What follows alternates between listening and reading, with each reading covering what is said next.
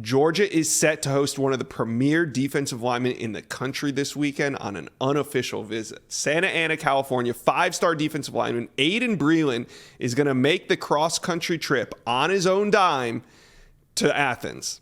He's going to watch Georgia take on South Carolina on Saturday, and the Dogs hosted Breland on an official visit in mid-June, but now he's coming back for more.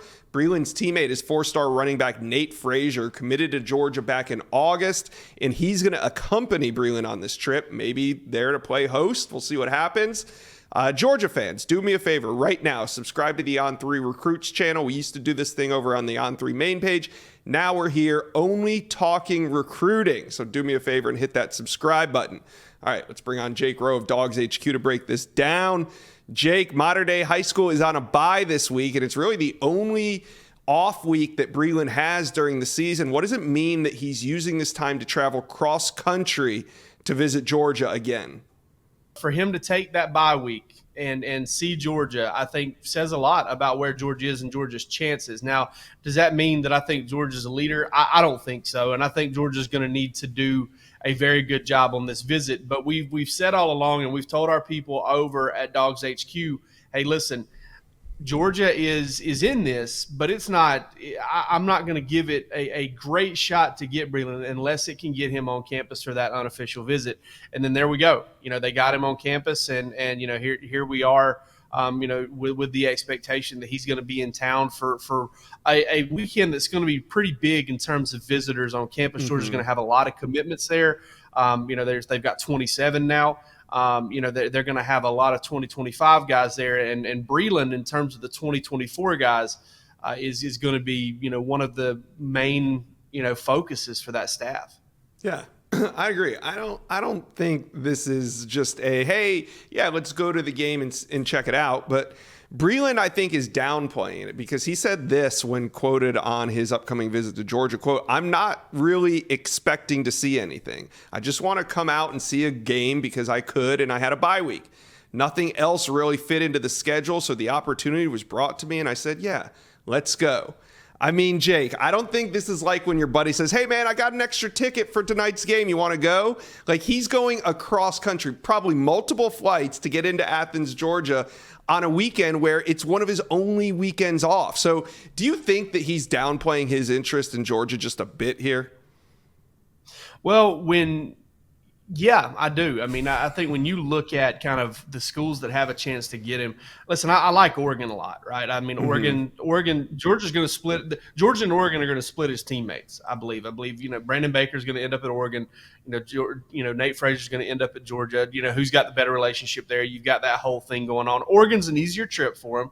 So maybe a little bit later on in the year, he's able to kind of make a Saturday trip out of that. I don't know.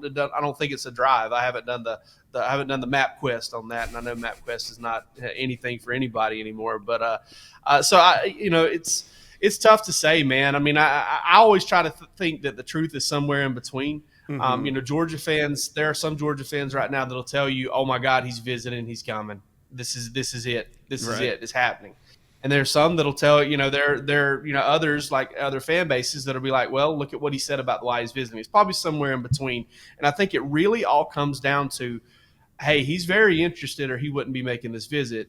But it's what happens on this visit that's going to be, it's going to determine a big time, going to have a big time factor on whether he ends up at Georgia or not. And Georgia does a really good job with these visits. They really do. And, so Breland's kind of narrowing things down, and we'll see kind of how it works. But Georgia, I expect to fully be in this until the very end, and this visit's big. Yeah, I think actually Oregon's going to go 0 for 2 on these Mater Dei guys because I think Brandon Baker is going to end up at Texas. But we'll see what happens. Oh, my gosh. What about in terms of a decision timeline for Aiden Breland? What are we looking at with him and when he's going to decide? That's a good question. That's a great question. I mean, it's one of those. I think if Georgia can impress him and he comes out with a decision date soon after, I think the sooner the better. Because that kind of works out to where maybe they got him to pull the trigger during the visit, or maybe got him to say some things towards the staff that they feel real good about. It's tough to say, man. I would assume that he would have this thing done before the end of fall because he's wanted to have it done for a while now. It seems like there was some talk of this happening before the season. Right. So if we go on that, it seems like he's kind of itching to get it over with. But at the same time, he still hasn't quite made that decision yet. And then, you basically dropped a bombshell on me with Brandon Baker because I stopped following him when Georgia finished up on the offensive line. It looks like he's going to end up somewhere other than where I thought he was going to end up.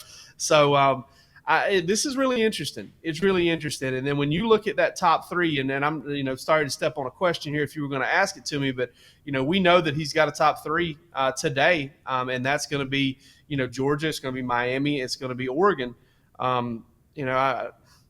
It's tough. It's tough to say exactly when he wants to make a decision, but my gut feeling is that he wants to do it before the end of fall and next 3 or 4 weeks or so, just because he's been wanting to get it over for a while. Yeah, I kind of get that vibe from him too. I do like where Georgia sits, and let's just say right now we pencil Breland into the class. He's the number 6th ranked defensive lineman in America.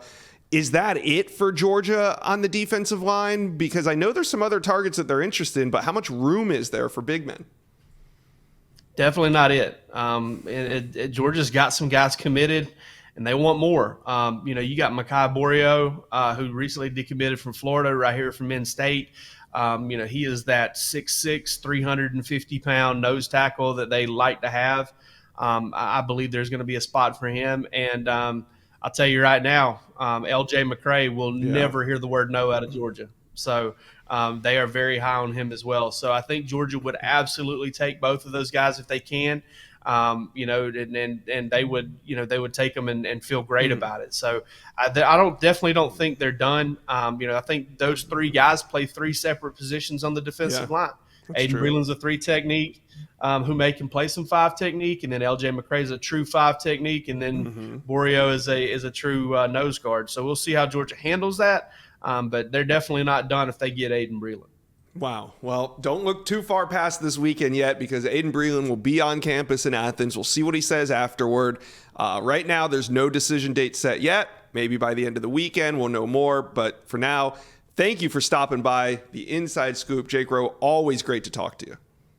Thank you for watching. If you enjoyed that content, be sure to subscribe to the On3 Recruits channel. We have a new page dedicated only to recruiting. Go ahead and hit that subscribe button right now.